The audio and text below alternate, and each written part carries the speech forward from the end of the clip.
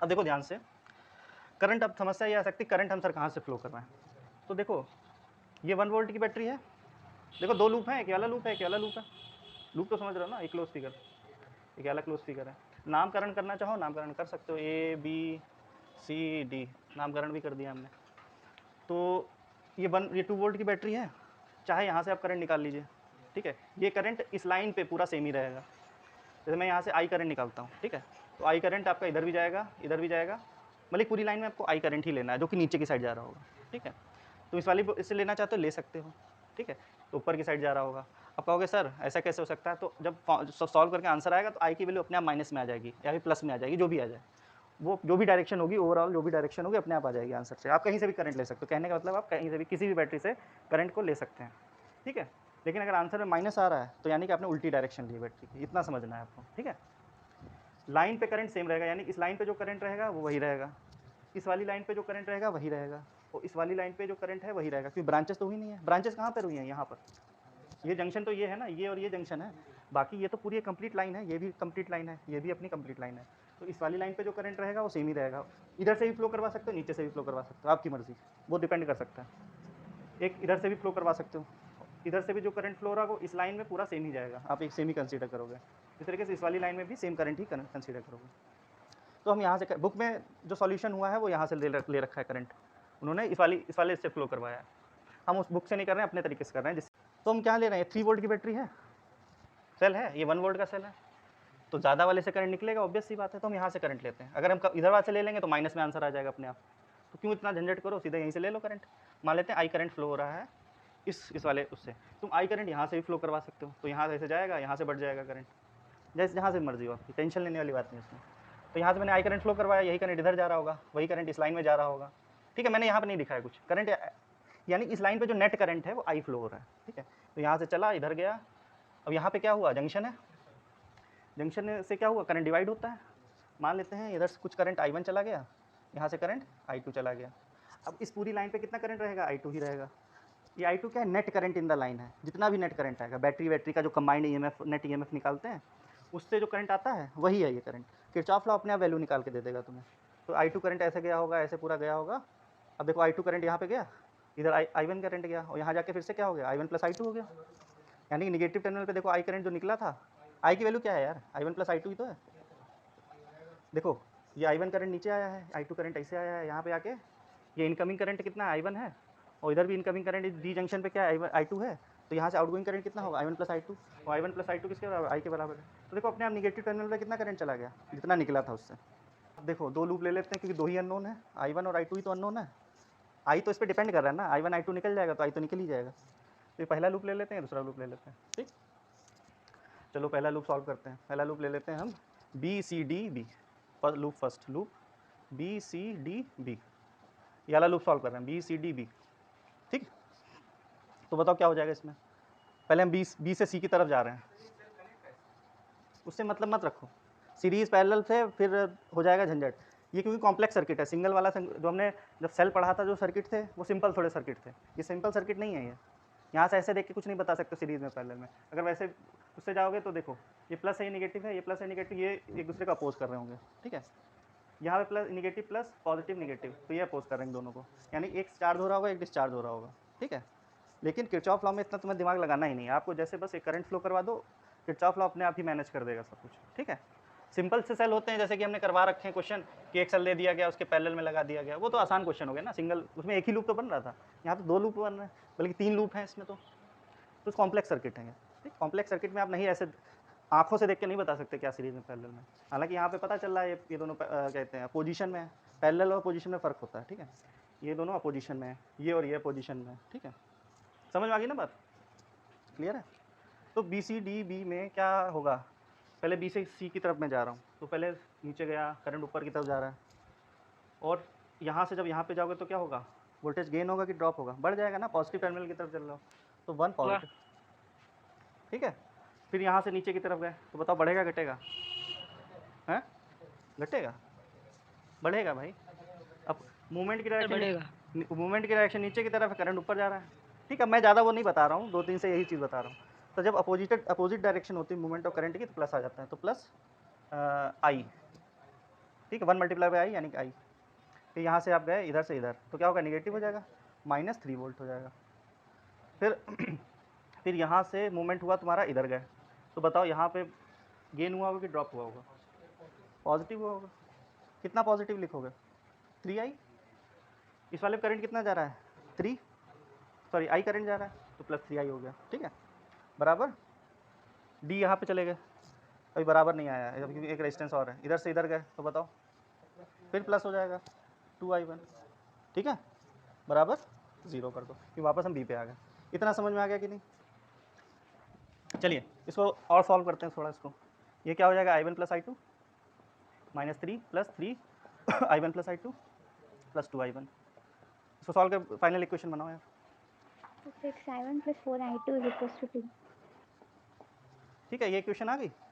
2 से डिवाइड करो तो क्या हो जाएगा, 3i1 + 2i2 = 1 हो जाएगा ना। ये फर्स्ट इक्वेशन हो गई। अब इस वाले लूप के लिए बनाते हैं हम लूप। कुछ भी ले लो यार, वो यहाँ से शुरू कर सकते हो, ऐसे शुरू कर सकते हो, कुछ भी कर सकते हो। लूप ABDA बताते जाओ। पहले हम यहाँ से यहाँ बढ़े, ऐसे बढ़ रहे हैं, करंट ऐसे आ रहा है, तो बताओ यहाँ से इधर जाओगे तो क्या होगा, पॉजिटिव होगा 2i2। फिर यहाँ से जब यहाँ जाओगे निगेटिव है तो -2। फिर ऐसे गए कुछ नहीं आया, यहाँ से यहाँ गए तो क्या हुआ, माइनस का हुआ, करंट के साथ चल रहे हो ना। यहाँ से यहाँ चले जाओगे तो माइनस आ जाएगा, -2i1। फिर ऐसे गए, फिर ऐसे गए, फिर पॉजिटिव की तरफ गए हो ना तुम, तो पॉजिटिव कितना है, 1 वोल्ट। फिर यहाँ से यहाँ गए, देखो i2 कैसे आ रहा है, ऐसे आ रहा है ना, तो i2 हम ऐसे जा रहे हैं, i2 नीचे की तरफ आ रहा है, तो हम पॉजिटिव लेंगे। ठीक है, पॉजिटिव i2 = 0। तो इसको बताओ उसकी क्या वैल्यू होगी? फिर 2i1 + 3i2 = 1।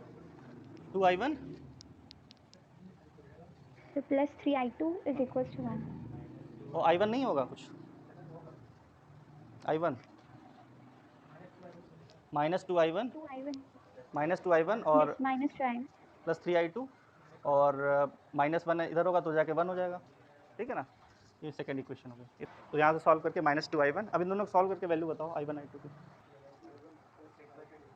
6/13 हो जाएगी यार। 6 सबका यही आ रहा है कि नहीं? मेन तो आपकी इक्वेशन सही होनी चाहिए, बाकी तो अपने आप सही आ ही जाएगा। बाकी पूछा गया उसने आगे क्वेश्चन में क्या पूछा है कि पोटेंशियल डिफरेंस हमें बताना है 2 ओम पे। तो पोटेंशियल डिफरेंस बताने में क्या है, कुछ भी नहीं है, पोटेंशियल डिफरेंस अक्रॉस 2 ओम। तो इस पे देखो करंट कितना, अच्छा इसमें सब प्लस आ रहा है, यानी कि इसका मतलब क्या है, ये इसकी प्लस वैल्यू आ रही है, इसका मतलब क्या है, यानी हमने जो करंट जो भी डिस्ट्रीब्यूट किया है वो हमने सही डायरेक्शन ली है। एक भी किसी माइनस में आ रहा होता तो अगर जैसे जिस भी ब्रांच में से i2 जा रहा है इधर, ये i2 वैल्यू माइनस आ जाती, तो यानी करंट ऐसे i2 इधर जा रहा होता। ठीक है, ऐसे जा रहा होता। इस लाइन पे, पूरी लाइन पे टोटल करंट कितना है, i2। ये टोटल करंट i2 का मतलब ये नहीं है कि इस वाले से निकला हुआ है, नेट करंट जो है, यानी इन दोनों बैटरी का जो नेट EMF है upon total resistance of this line, वो करंट है। ठीक है, इस लाइन का नेट करंट कितना है, i2 है। ये मत समझना कि इसमें से i2 निकल रहा है और निगेटिव इसमें जा रहा है, ऐसा नहीं है। इन दोनों बैटरी का, इन दोनों सेल का जो कंबाइंड इफेक्ट है, यानी नेट EMF है, उससे क्वेश्चन किए ना हमने, नेट EMF अपॉन वाला, उस तरीके से, यानी एक डिस्चार्ज हो रहा है, एक चार्ज हो रहा होगा इस केस में। ठीक है ना, और सब प्लस में आ रहे हैं, यानी कि हमने करंट की डायरेक्शंस सही ली हैं। अगर तुमने यहाँ से ले लिया होता, अगर माइनस मारा तो क्वेश्चन गलत नहीं होता तुम्हारा, फिर से बता रहा हूँ। इसलिए बेधड़क ये मत सोचना कि किससे लेना है, क्या लेना, शुरू कर देना क्वेश्चन। प्लस यहाँ से लेना चाहते हो ले लेना, प्लस यहाँ से लेना चाहते हो ले लेना। अगर यहाँ से प्लस लोगे तो नीचे जा रहा होगा करंट, यहाँ से प्लस लोगे तो ऊपर जा रहा होगा करंट, तो वही रहेगा यार लाइन पे, तो टेंशन लेने वाली बात क्या है। ठीक है, तो पोटेंशियल डिफरेंस अक्रॉस 2 ओम क्या होगा, 2 × i1, 2/13। i1 की वैल्यू 1/13 है, तो 2/13 वोल्ट आ जाएगा इसका। ठीक है, फिर हमें क्या बताना है, पोटेंशियल डिफरेंस अक्रॉस जी भी बताना है ना। अच्छा ये क्वेश्चन, अब देखो बढ़िया है क्वेश्चन, पोटेंशियल डिफरेंस अक्रॉस जी के अक्रॉस पोटेंशियल डिफरेंस बताना है। अब देखो ध्यान से, यानी टर्मिनल पोटेंशियल बताना है जी के अक्रॉस। जी क्या दे रहा है, करंट दे रहा है, निकल रहा है करंट से। अब कहोगे सर ये कैसे कह रहे हैं आप करंट निकल रहा है, क्योंकि सबकी वैल्यू पॉजिटिव आई है, और ये ज़्यादा वोल्टेज की बैटरी है, सेल है सॉरी, और ये कम सेल उसका सेल है, तो ज़्यादा से कम की तरफ जाता है भाई। जिसकी ज़्यादा, ये न्यूमेरिकल हम कर चुके हैं ऑलरेडी बहुत पहले, ज़्यादा वाले से कम की तरफ जाता है करंट हमेशा। तो ज़्यादा वाली से हमने कम की तरफ करंट जा रहा है, यानी कि ये डिस्चार्ज हो रही है बैटरी, और ये क्या हो रही है, चार्ज हो रही है। तो डिस्चार्जिंग के लिए क्या फॉर्मूला होता है पोटेंशियल डिफरेंस का, बताइए, E - I × R होता है ना, डिस्चार्ज जब हो रहा होता है, ये नहीं पढ़ा तुमने। अरे पोटेंशियल डिफरेंस का मतलब होता है टर्मिनल पोटेंशियल की बात कर रहा है, तो इसका पोटेंशियल डिफरेंस कितना हो जाएगा इस वाली लाइन पे, यानी कि इतने पोर्शन में इतना पोटेंशियल डिफरेंस है, ठीक है। अगर इसकी बात करूँगी ये तो ईएमएफ ही है ना। पोटेंशियल डिफरेंस क्या होता है, इंटरनल रेजिस्टेंस और बैटरी का जो कंबाइंड इफेक्ट होता है उसका भी पोटेंशियल डिफरेंस होता है, ठीक है। तो आप ऐसे भी देख सकते हो, नहीं तो डिस्चार्ज वाला कॉन्सेप्ट लगा लो तो ई माइनस आई आर होता है कॉन्सेप्ट। तो ई की वैल्यू कितनी है 3, करंट कितना फ्लो हो रहा है, आई की वैल्यू कितनी निकली थी 6/13, स्मॉल आर कितना है 3, तो कितना हो जाएगा भाई 3 माइनस 18/13, तो 39, 18/13, इसको सॉल्व करके बताओ कितना है, बताइए। upon 13 है 21/13 कुछ 1.615 वोल्ट आ रहा है, वही 21/13 बता रहा हूँ। अब देखो गलती देखो, मैं फिर से बता दे रहा हूँ ये क्यों किया है मैंने, देखो ध्यान से। मान लेते हैं ईएमएफ अलग से बता रहा हूँ मैं, ठीक है, गलती नहीं होनी चाहिए एग्जाम में। ये एक्सटर्नल रेजिस्टेंस है सपोज, इसका इंटरनल रेजिस्टेंस है, ये कोई सेल है बैटरी, ये इसकी ईएमएफ आई है, इंटरनल रेजिस्टेंस आर है, ये एक्सटर्नल रेजिस्टेंस आर है। तो टर्मिनल पोटेंशियल क्या होता है, टर्मिनल पोटेंशियल क्या होता है, इस रेजिस्टेंस के अक्रॉस पोटेंशियल डिफरेंस या फिर इसके अक्रॉस पोटेंशियल डिफरेंस, बात तो एक ही होगी ना यार। ये पॉइंट देखो, जो इस पॉइंट का ए पॉइंट है सपोज, ये बी पॉइंट है, तो जो इसका पोटेंशियल, जिस पॉइंट का पोटेंशियल अगर ए है तो इस वाले पॉइंट का भी ए होगा, इसका बी पोटेंशियल है तो इसका भी बी पोटेंशियल होगा। जब तक रुकावट नहीं आती कोई तब तक पोटेंशियल चेंज नहीं होता है। तो देखो ए जैसे मूव करो कोई रुकावट आ रही है, यानी ए पॉइंट को मैं कहाँ तक ट्रांसफर कर सकता हूँ, यहाँ तक बल्कि ट्रांसफर कर सकता हूँ, और बी पॉइंट को यहाँ से कहाँ तक ट्रांसफर कर सकता हूँ, यहाँ तक ट्रांसफर। यानी कि ये जो पोटेंशियल डिफरेंस होता है ईएमएफ मतलब बैटरी और सेल का, वही किसके बराबर होता है, एक्सटर्नल रेजिस्टेंस के बराबर वो होता है पोटेंशियल डिफरेंस। ऐसे भी याद रख सकते हो, और एक्चुअल में यही कॉन्सेप्ट है। करंट देखो आई ऐसे निकल रहा है, अब जरा पोटेंशियल ड्रॉप वाला कॉन्सेप्ट लगाओ। यहाँ से जो पोटेंशियल V की वैल्यू होती है जो हम निकाल रहे हैं, पोटेंशियल डिफरेंस अक्रॉस G, वो किसके बराबर होगा, I इंटू आर, या तो निकाल लो। नहीं एक्सटर्नल रेजिस्टेंस तो कुछ दिया ही नहीं है, इंटरनल रेजिस्टेंस ही तो दिए हैं यार यहाँ पे, तो एक्सटर्नल रेजिस्टेंस तो दिया नहीं है, तो कोई बात नहीं, तो इसको हम डिस्कार्ड कर रहे हैं। दूसरा फॉर्मूला क्या बन सकता है, ध्यान से देखना, करंट नीचे की तरफ आ रहा है, वापस निगेटिव की तरफ जा रहा है, तो देखो यहाँ से करंट आया, फिर कहाँ गया, यहाँ से यहाँ जाना चाहता है, तुम भी मोशन इस तरफ ही कर रहे हो। या फिर ऐसे देखो, यहाँ से यहाँ जाएगा तो पोटेंशियल गेन होगा कि ड्रॉप होगा, ड्रॉप होगा ना भाई, यहाँ पे हाई पोटेंशियल है, यहाँ लो पोटेंशियल है, क्यों, करंट जो है हाई से लो जाना चाहता है, तो यहाँ पे जब जाएगा तो लो पोटेंशियल हो जाएगा, यानी माइनस आई इंटू आर हो जाएगा। तो यहाँ से यहाँ मोशन करो, पॉजिटिव हो गया, अब पहुँच गए ए पॉइंट पे, समझ गए ना। तो नेट पोटेंशियल डिफरेंस कितना हुआ, ई माइनस आई आर ही तो हुआ।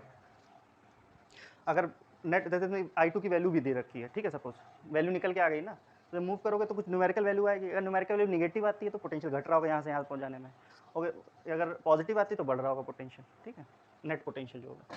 कई यूजर्स हैं किरचॉफ लॉ के, यूज़ करना पता होना चाहिए बस। हालांकि ज़्यादा डिटेल में तुमसे नहीं पूछेगा, जो मैंने चीज़ें बताई हैं तुमसे बस इतना ही पूछेगा कि सॉल्व करो, करंट निकालो, पोटेंशियल डिफरेंस निकालो, बस, और कुछ नहीं पूछने वाला।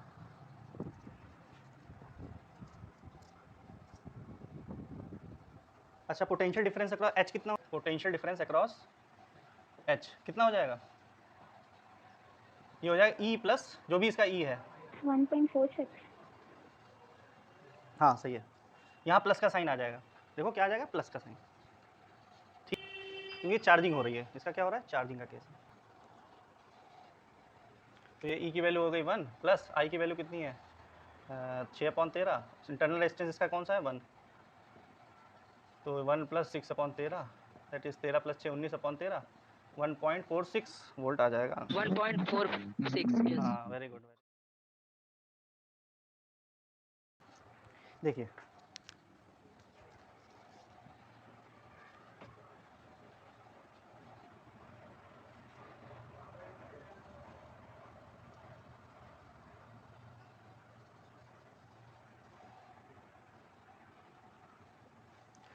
तो एक बोला गया है कि एक ईएमएफ है जो 1.5 वोल्ट का है, एक बैटरी एक सेल है जो 1.5 वोल्ट का है, इसका इंटरनल रेजिस्टेंस भी कुछ दे रखा है 2 ओम दे रखा है ना, तो 2 ओम इसका इंटरनल रेजिस्टेंस है, और ये बैटरी जो है 1.5 वोल्ट की है, ठीक है। फिर बोला गया है इसका उसी तरीके से एक दूसरी बैटरी भी है 2 वोल्ट की है। चलो अभी अभी ऐसे इस इन्फॉर्मेशन में अभी सर्किट हम नहीं बना सकते, कंडीशन देखो सेटिस्फाई हो रही है सब। देखो ध्यान से, फिर आगे बोला गया है कि एक 2 वोल्ट का भी सेल है जो कि जिसका इंटरनल रेजिस्टेंस 1 ओम है, तो यहाँ पे मैं बना दे रहा हूँ अभी रफली, इसका इंटरनल रेजिस्टेंस है कुछ, ये 2 वोल्ट की बैटरी है और इसका इंटरनल रेजिस्टेंस 1 ओम है, अभी ऐसे बना दिया मैंने, अभी मुझे नहीं पता कहाँ कनेक्ट करना है। फिर बोला गया have the negative terminal joined by a wire of 6 ओम। बोला गया है इन दोनों के नेगेटिव टर्मिनल एक 6 ओम के वायर से कनेक्ट है, तो यानी कि ये दोनों पैरेलल में होंगे तभी तो ऐसा पॉसिबल हो सकता है। तो उसके जस्ट पैरेलल में मैंने एक लगा दिया है, इंटरनल रेजिस्टेंस 1 ओम है, और जो किससे कनेक्टेड है, एक 6 ओम के वायर, निगेटिव टर्मिनल दोनों के किससे कनेक्ट है, 6 ओम वायर से। ठीक है, तो देखना अभी पूरा नहीं हुआ है सर्किट। फिर बोला गया है कि पॉजिटिव टर्मिनल उनका किससे कनेक्टेड है, 4 ओम से, दोनों के पॉजिटिव टर्मिनल 4 ओम से कनेक्टेड है। चलो यहाँ तक तो बात पूरी क्लियर हो रही है। फिर एक थर्ड रेजिस्टेंस वायर है जो कि कितना है, थर्ड रेजिस्टेंस वायर ऑफ 4 ओम है ना, ये तो पॉजिटिव वाला 4 ओम से कनेक्टेड है। फिर बोला गया है कि a third resistance wire of 8 ohm connect to the middle point of this wire, यानी कि इनके मिडिल पॉइंट से एक और वायर है जो कि 8 ओम का है, यानी कुछ ऐसा कनेक्टेड है। अब कहोगे सर ये कैसा फिगर हो गया रेजिस्टेंस के बीच से। अब देखो ध्यान से, ये पूरा वायर का रेजिस्टेंस कितना है, 4 ओम, 20 से इसको डिवाइड मैंने कर दिया है, तो इतना पोर्शन का कुछ अलग रेजिस्टेंस हो जाएगा, इतने पोर्शन का कुछ अलग रेजिस्टेंस हो जाएगा। 20 से टूटा गया ना, 20 से, समझ रहे हो ना, रेजिस्टेंस तो भाई लेंथ पे डिपेंड करता है ना। बोला गया है कि 8 ओम का जो वायर है, 8 ओम का जो वायर है वो मिडिल पॉइंट से कनेक्टेड है, तो ऐसे ही तो कनेक्ट कर सकते हो, और कोई तरीका है कनेक्ट करने का, तुमने जो बनाया है उसमें ऐसी बात नहीं सेटिस्फाई हो रही है ना। तो यानी इस वाले पोर्शन का रेजिस्टेंस कुछ होगा, इस वाले पोर्शन का भी रेजिस्टेंस होगा, इस वाले का भी होगा, इस वाले का कितना होगा, इस वाले पोर्शन का रेजिस्टेंस बताइए। 2 ओम हो जाएगा, वेरी गुड। आधा हो जाएगा। हाँ यहाँ पे 2 ओम तो है, क्यों 20 से कनेक्टेड है ना, तो आधी आधी लेंथ ही हो गई, तो रेजिस्टेंस भी आधा हो जाएगा। उस तरीके से यहाँ पे भी आधा आधा हो जाएगा। क्वेश्चन अच्छा है इसीलिए, क्योंकि यहीं पे बच्चे जो है सर्किट डायग्राम नहीं बना पाएंगे। तो यहाँ पे 6 था ना, 3 ओम हो जाएगा। अब तो नॉर्मल प्रॉब्लम हो गई ना। ये कितने 2 का है ना। ये अब नाम लिख दो, या नामकरण करना ज़रूरी है। A B C D E F नाम दे दिया मैंने इसको। तो देखिए सॉल्व हम भी करें यार, थोड़ा हम भी देख लेते हैं इसको। तो देखो किसी भी सेल से करंट आप निकाल दीजिए। यहाँ सपोज I1 करंट जा रहा है, ठीक है, यहाँ से I2 करंट निकाल लेते हैं। ठीक है, ये गया करंट F पॉइंट पे क्या है, जंक्शन, यहाँ पे मिलेगा, यहाँ से I2 करंट गया, इधर I1, यहाँ कितना जाएगा, I1 प्लस I2, और यहाँ जाके फिर डिवाइड हो जाएगा करंट, यहाँ पे I2 चला जाएगा, वापस भी तो जाना है उसको करंट को अपने सर्किट में, यहाँ पे I1 करंट। अब लगा दो यार किरचॉफ लॉ। तो लूप वाला पहला लूप मान लेते हैं, दूसरा लूप। अच्छा घर पे जाके एक एक्सपेरिमेंट करना ज़रूर कि एक बड़ा लूप लेके देखना, तो कोई भी एक छोटा लूप ले लेना, एक बड़ा पूरा लेके देख लेना, आंसर देखना वही आएगा। ठीक है, आंसर कोई चेंज नहीं होगा। तो लूप 1 यानी कि लूप ABCFA,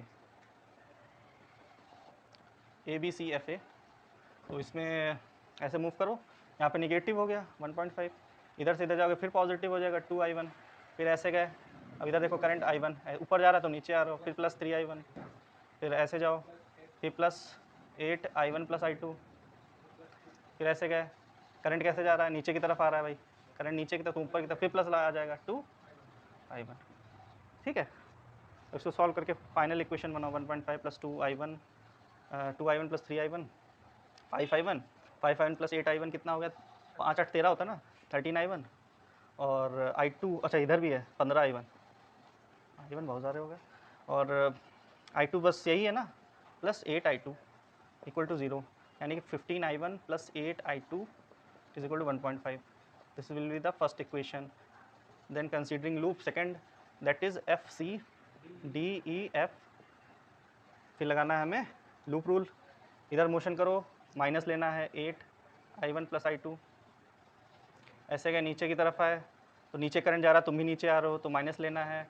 ये 3 है कि 13 है, 3 है, 3I2, फिर ऐसे गए, अब देखो यहाँ पे करंट ऐसे जा रहा है, तुम भी करंट के साथ चल दिए तो माइनस हो रहा होगा, I2 फिर प्लस हो जाएगा 2, फिर ऐसे गए, करंट ऊपर जा रहा है, तुम भी ऊपर जा रहे हो, फिर -2I2 बराबर 0। ठीक है, थोड़ा जल्द, -8I1 प्लस -8I2, डायरेक्ट करो यार, -I1 है और I1 नहीं है इसमें, तो -8I1 -I2 -3I2 कितना हुआ, -11 -12 -14, ठीक है ना। और बाकी तो कुछ नहीं है, न्यूमेरिकल वैल्यू भी है यार, -2 हो जाएगा, माइनस से मल्टीप्लाई कर दो तो 8I1 प्लस 14I2 2 से डिवाइड कर दो तो 4I1 प्लस 7I2 1। ये 2 इक्वेशन हो गई, सॉल्व कर लो यार। 1 इज इक्वल टू 5 कितना आ रहा है बेटा, 5.146, और I2 की वैल्यू कितनी आ रही है, 18.146 एम्पियर। फिर पोटेंशियल डिफरेंस निकाल लो, potential difference across 8 ohm, that will be equal to current that is I1 + I2 multiplied by resistance. तो दोनों जोड़ लो यार, कितना हो जाएगा 5/146 plus 18/146 into 8 plus 18 + 5 23 146 into 8। Solve करके बताओ आंसर। कब तो एक्सपर्ट हो गए तुम लोग यार।